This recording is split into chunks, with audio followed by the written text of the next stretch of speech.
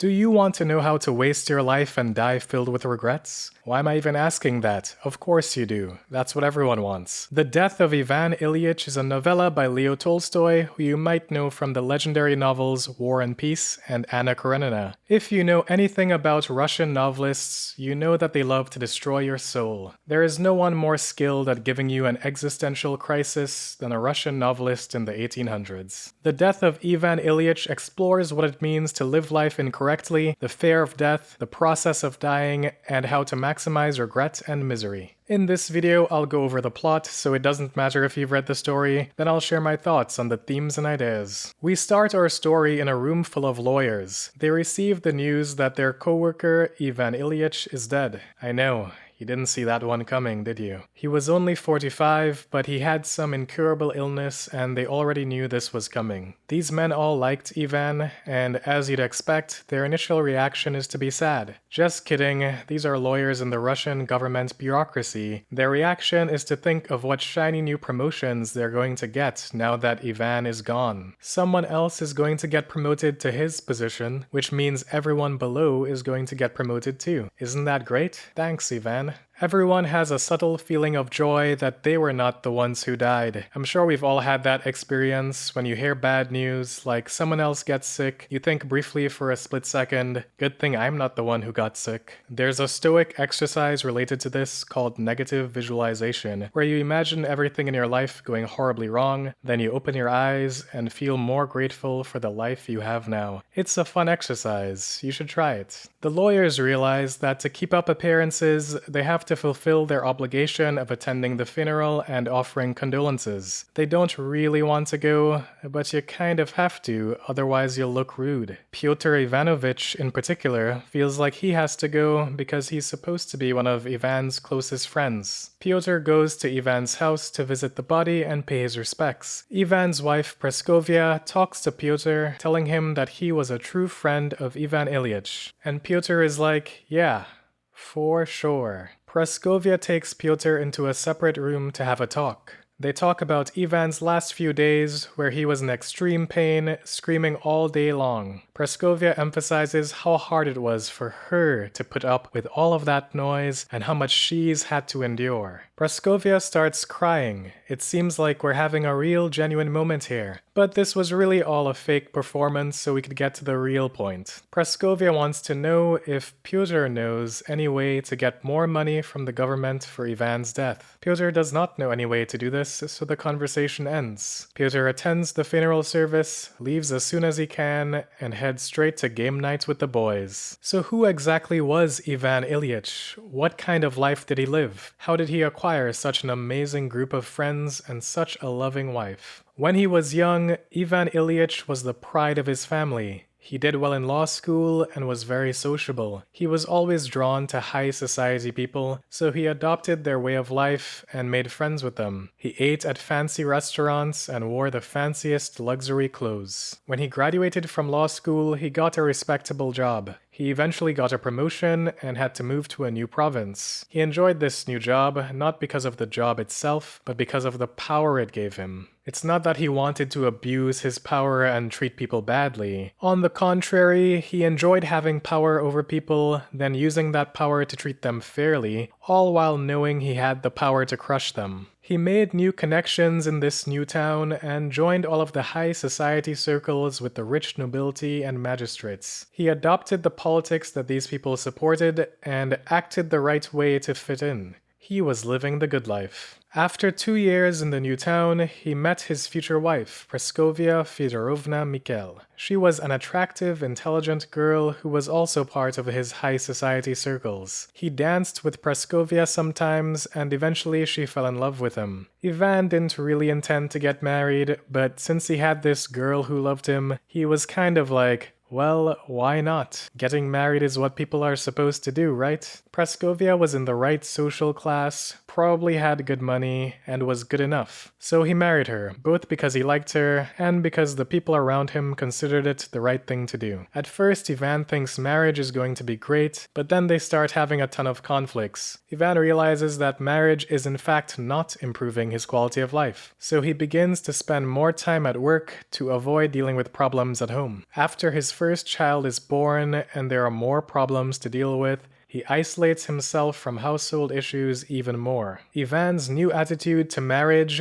after only a year of it, is that to lead a decent life, you need to compartmentalize it and significantly reduce your expectations. He now believes the only point of marriage is dinner, housekeeping, and most importantly, the external appearance of looking good in public opinion. He only pays attention to things at home when it's pleasurable and good. Otherwise, if there are problems, he retreats into the world of work and finds his happiness there. In addition to work, he has dinners with his coworkers and high society friends and plays card games with them. As far as Ivan is concerned, his life is pretty solid. And just like that, 17 years of married life passes. Everything is fine, then Ivan gets passed over for a promotion he was waiting for. He gets into arguments with his boss, people start treating him more coldly, and he is once again passed over in the next round of promotions. Things start to get bad because Ivan and his family have been living above their means and racking up debts. He really needs that promotion. Ivan decides to take things into his own hands by going to Petersburg and trying to hustle his way into a higher paying position. He wants a salary of $5,000 and he's not taking no for an answer. He doesn't care what job it is, but it needs to be $5,000. Somehow, this plan actually works and he gets a promotion with a salary of $5,000 and even $3,500 for moving expenses. Ivan finds his dream apartment, he does the decorations himself and gets really into it. He's excited to surprise his children with how amazing it'll be. He buys a bunch of cheap antiques to make the place look more sophisticated. He's more excited about decorating the house than doing his actual job. One day he climbs a ladder to show someone how he wants the curtains done, and he falls and bumps his side. The bruised place hurts a bit, but soon stops. It's no big deal really. In fact, Ivan feels more alive, healthy, and cheerful than ever before. When he finally finishes decorating, both he and his guests say it's quite charming. In reality, his apartment has the typical design of someone who isn't rich but wants to look rich. He looks just like every other wannabe rich person. But to him it seems great, and his family is surprised and happy when they see it. So the family starts living their new life here, and it's nice. It still feels like there's a room missing, and things would be better if they had just a little bit more money, but it's still good for now. After work, he reads books or plays cards with friends, but his favorite thing is having small dinners with high society people. He has an argument with his wife after one of these events because she wanted to organize the cakes herself, but Ivan insisted on buying everything from an expensive luxury pastry shop, and they ended up with a ton of expensive leftovers. But the party was great.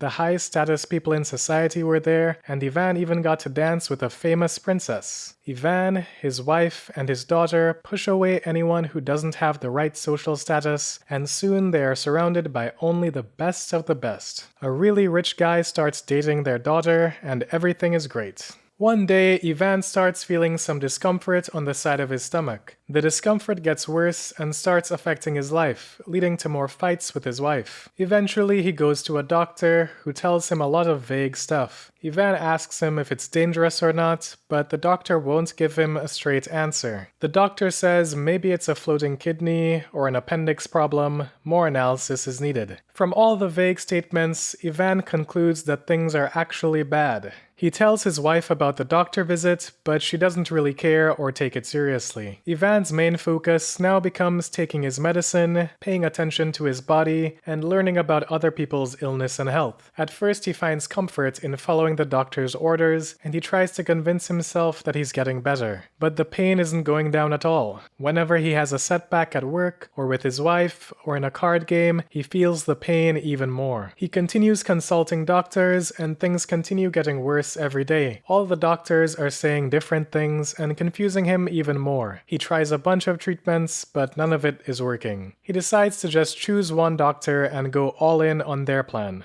But the pain keeps getting worse, the taste in his mouth gets worse, his appetite and strength are decreasing. Ivan realizes that he's dying. And the worst part of it is that nobody around him understands or wants to understand. His wife and daughter are living their lives as if nothing has changed. It's as if they're mad at him for being such an annoyance to their pleasant lives. His wife rationalizes her detachment by blaming everything on Ivan, saying he's not following the treatment properly and his diet is all wrong, and really he's just causing problems for her. At work, people are eyeing his position and even joking about his health. He feels incredibly alone. 2 months later, Ivan's brother-in-law comes to visit, and when he sees Ivan, he's shocked. Ivan tries to get him to explain this reaction, but he doesn't. When Ivan's wife comes home, she and her brother talk separately, and he basically says, "What the heck is going on here? Are you all crazy? Do you not see that this guy is literally dying? How are you not doing something about this?" Praskovia says nobody knows what's wrong and all the doctors have different ideas. Ivan looks at himself in the mirror and compares what he sees to one of his portraits. He can see the huge change.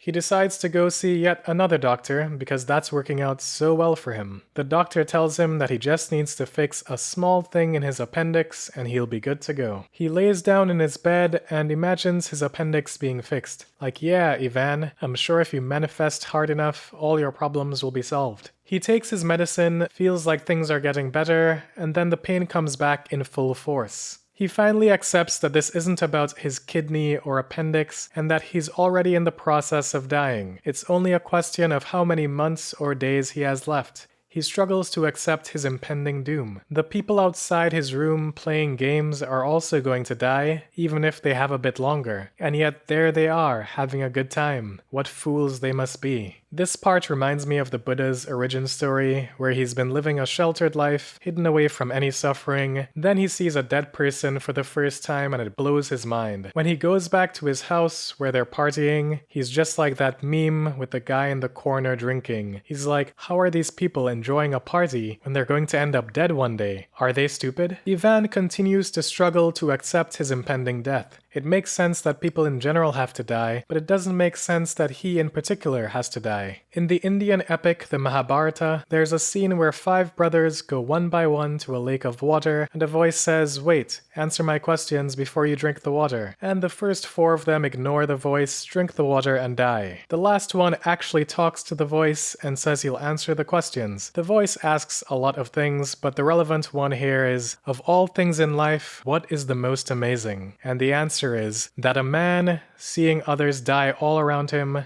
never thinks that he will die. Ivan tries to distract himself like he always has, but it isn't working. He tries focusing on work, and he goes to run some proceedings, but then the pain flares up, and he makes mistakes. The pain is too strong to ignore. It's like the Grim Reaper is standing before him, constantly reminding him of its presence. Work can no longer shield him from his problems. He tries to find other things to shield him, but nothing works. Death is there waiting for him, and he can't stop seeing it. He goes into the drawing room, the place where he fell and got the bruise that caused this illness, and he laughs bitterly at how he basically sacrificed his life to arrange this room. He sees tiny scratches and blemishes in the room, gets angry, and tries to fix things. We're 3 months into Ivan's illness, and there's an unspoken agreement that everyone's just waiting for him to die. Painkillers don't really help. He hates the special diet he has to follow. He hates that he can't go to the bathroom alone. The one saving grace is Gerasim, one of his servants. Gerasim is a young peasant who is bright and cheerful. Ivan is in a good mood with him and tries to keep him around. He feels better when Gerasim holds his legs up, so he asks Gerasim to sit and stay with him while holding his legs up, and they have a conversation. After that, he would sometimes summon Gerasim to hold his legs and chat, and Gerasim always did it willingly and with kindness. Ivan's biggest torment is the lie that everyone is participating in, that he's simply ill and not dying, and once he gets treated, everything will be fine. He knows he's dead no matter what, and he knows that they know it too, but everyone wants to keep up appearances and lie about it, and they force him to participate in the lie too. This is the same way he's treated all the issues with his family in the past. He's lived his whole life caring only about external appearances. He's lived his whole life around the fakest people in society, and now that he's faced with the realest thing there is, he sees all the fakeness that he's accumulated around him and he hates it. The other thing tormenting tormenting him besides the big lie is that no one pities him like he wants. He wants to be treated like a sick child, to be kissed, wept over, and comforted. The only one who understands his situation and pities him is Gerasim. This random peasant guy has no appearances to maintain, so he's just dealing with reality as it is. He's the only one who acknowledges the truth of the situation and shows respect and pity. Gerasim sometimes stays up all night holding Ivan's legs up and goes the extra mile to treat a dying man with proper care. All the days are blending into one another, the pain continues, he's scared to look at his body in the mirror, he hates being alone, but having others there also sucks. A doctor comes to visit, and Ivan is annoyed at him for being yet another liar who doesn't acknowledge the truth of the situation. The doctor goes through the performance of measuring a bunch of things that don't matter. His wife comes in and kisses him, and he really hates her fakeness. She continues her attitude of victim blaming, it's his fault that he's sick, and he doesn't take any of his medicine, and doesn't do anything he's supposed to. Praskovia tells Ivan that she invited a famous doctor to come examine him and consult with his usual doctor. Ivan is annoyed at just how deep these people are going to maintain appearances and keep the lie alive. The famous doctor, when asked if there's any possibility of recovery, says, "Well,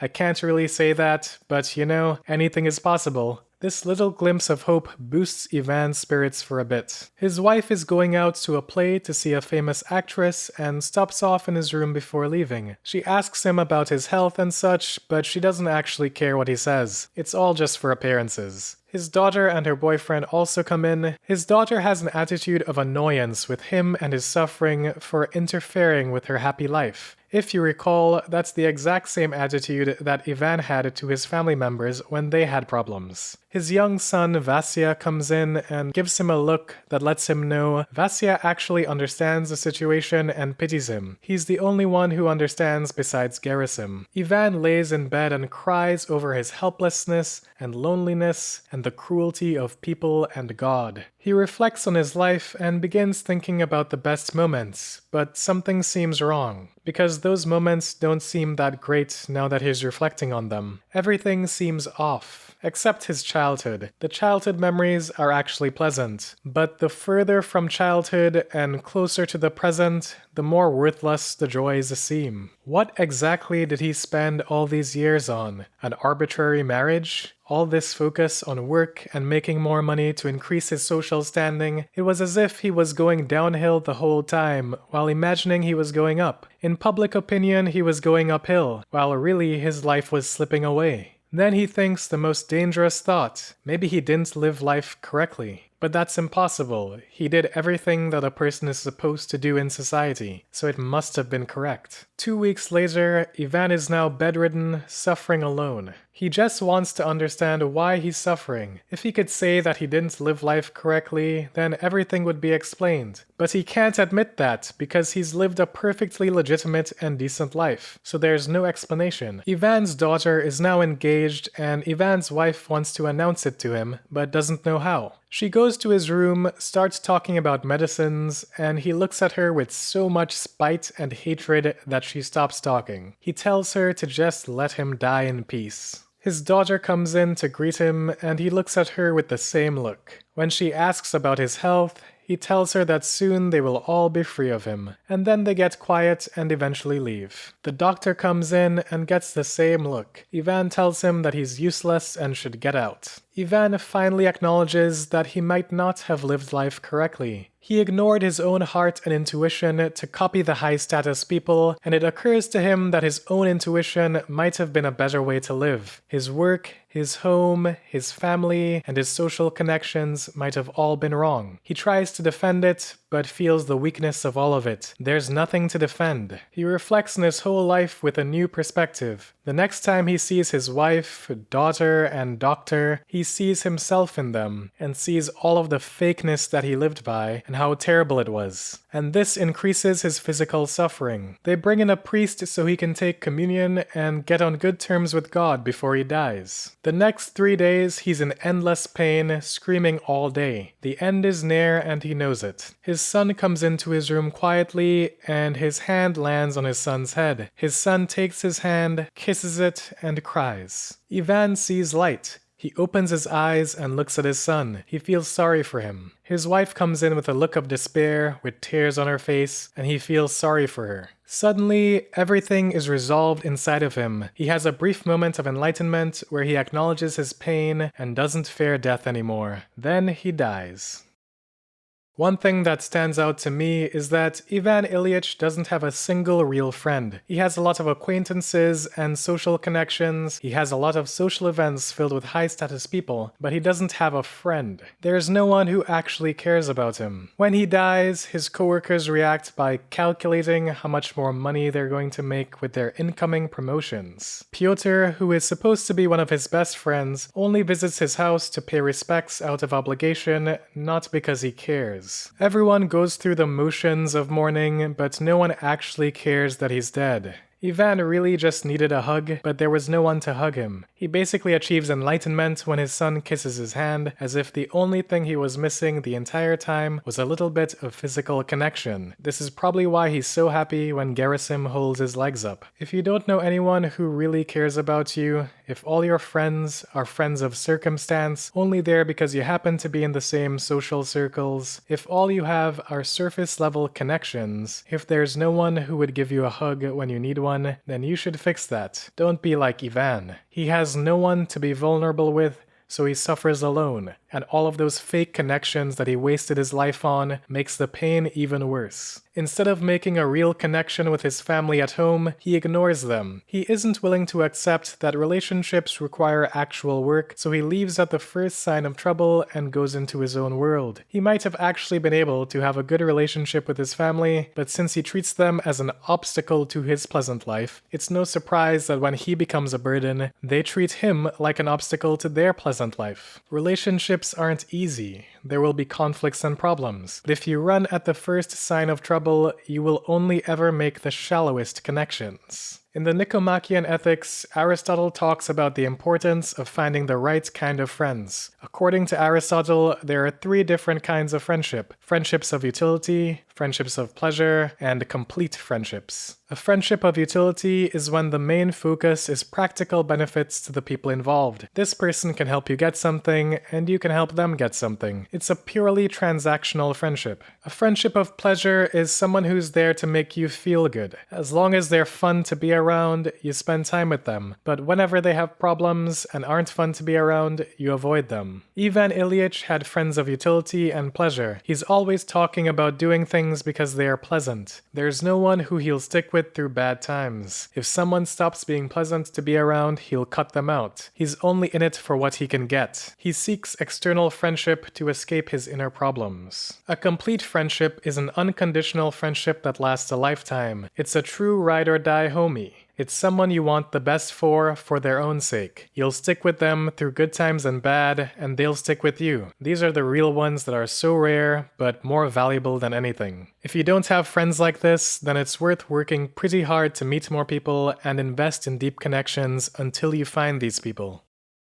Ivan spends his life looking for happiness in external things. He wants to be in the right social circles, buy the right clothes, and eat at the right places to be seen as a high-status man. He wants his house to look like a rich, noble household. All he ever needs is a little bit more money and social status, and then he'll have the perfect life. Ivan spends all his time seeking happiness in external things. His joy in work doesn't come from the internal joy of doing something you're passionate about, but from the external joy of having power over other people. Ivan's happiness is entirely dependent on how other people view him, on being treated a certain way, on his salary, and his social connections. These are all things that are outside of his control. He could get fired at any moment. His high society friends could abandon him. The Stoic philosopher Epictetus would call someone like this a slave. Ivan doesn't have control over his own mental well-being. He's placed it in the hands of others. Epictetus talks about how you shouldn't be attached to external things like wealth and status because those things are not up to you. Making your happiness dependent on things that are not fully in your control is setting yourself up for disappointment. A core idea in Stoicism is that you should only worry about things that you can control and stop caring about things you can't control. By making your happiness dependent on external things, like other people's opinions of you, you're making yourself a slave to other people. If random strangers can influence your mental state, then you don't have true happiness.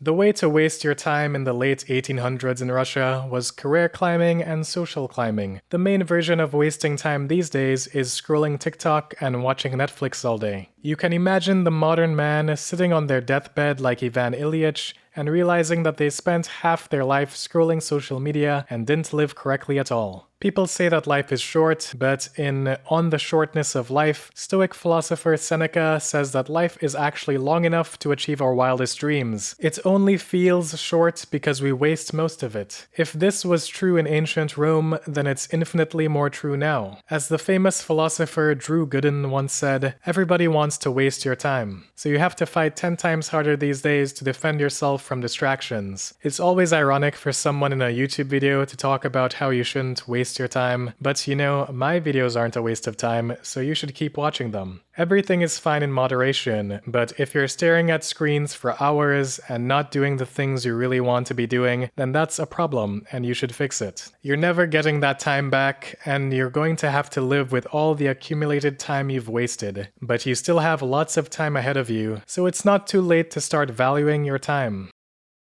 There's an article written by a hospice nurse, someone who cares for people in their last days, where she talks about the top regrets that dying people have. And Ivan Ilyich pretty much checks all the boxes. The first is, I wish I'd had the courage to live a life true to myself, not the life others expected of me. Ivan never followed his own intuition. He did whatever he thought would get the approval of high-status people. He focused only on what others expected. The second is, I wish I hadn't worked so hard. People regretted missing out on their family because of how absorbed they were in work. Ivan practically threw himself into work to avoid dealing with his family life, and in the end, he had no connection with the people in his own household. The third is, I wish I'd had the courage to express my feelings. Ivan was never vulnerable with anyone, so when things got hard, he had no one to share his feelings with. The fourth is, I wish I had stayed in touch with my friends. Ivan actively pushes people away if they don't belong to the right social circles, so he ends up with nothing but shallow relationships. Ivan probably could have had real friendships if he stayed in touch with people he met when he was younger, instead of constantly abandoning people as he moved up the social ladder. The last one is, I wish that I had let myself be happier. People only realize at the end that happiness is a choice, they stay stuck in old patterns and habits, and don't realize they can change. Ivan chose to wrap his happiness up in external things like his salary and social status. A simple perspective shift could have led to a better mental state and even saved his life.